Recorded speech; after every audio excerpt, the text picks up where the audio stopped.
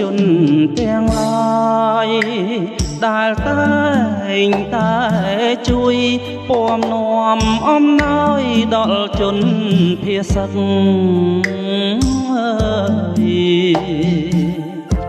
រត់គិន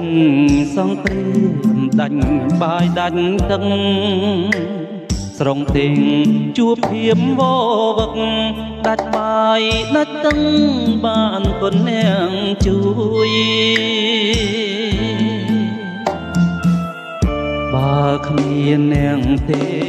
ពួកខ្ញុំនឹងខ្សែទាំងតបក្នុងព្រៃតែមានទុកក្រៃដាច់ស្បៀងអាហារលះបងសាច់ស្រង់ជូនជាតិកែមរាបែកបាក់ពីក្រុងគ្រួសារទោះជាយ៉ាងណាដើម្បីជាតិខ្មែរដូចនឹងខ្ញុំសូមរលឹកគុណដល់សំបរងសជនអរគុណពេកពុនគ្មានថ្ងៃបលិចឡើមកជួយ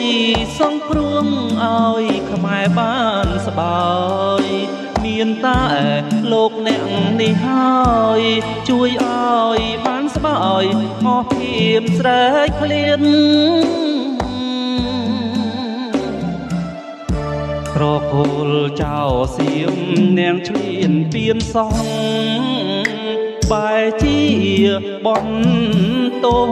ថាខ្មែរអ្នកខំដណ្ដើមទឹកដី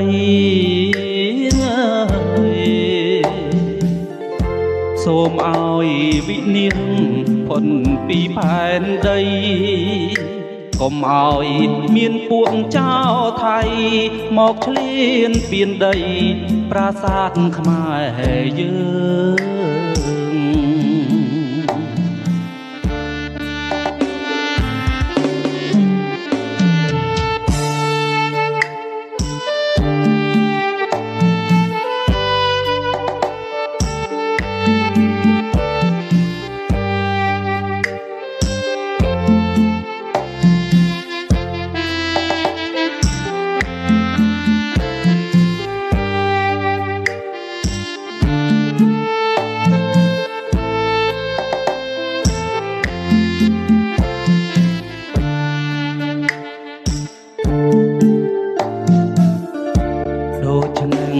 ខ្ញុំសូម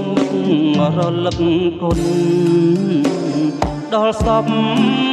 បរងសជនអរគុណពេកពុនគ្មានថ្ងៃផ្លិចឡើយមកជួយសង្គ្រោះឲ្យខ្មែរបានស្បាយមានតែលោកអ្នកនេះហើយជួយឲ្យបានស្បាយពីភាពស្រែកឃ្លាន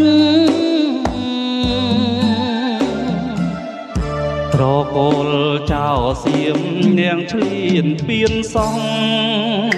បែជាបនតងថាខ្មែរអ្នកខំ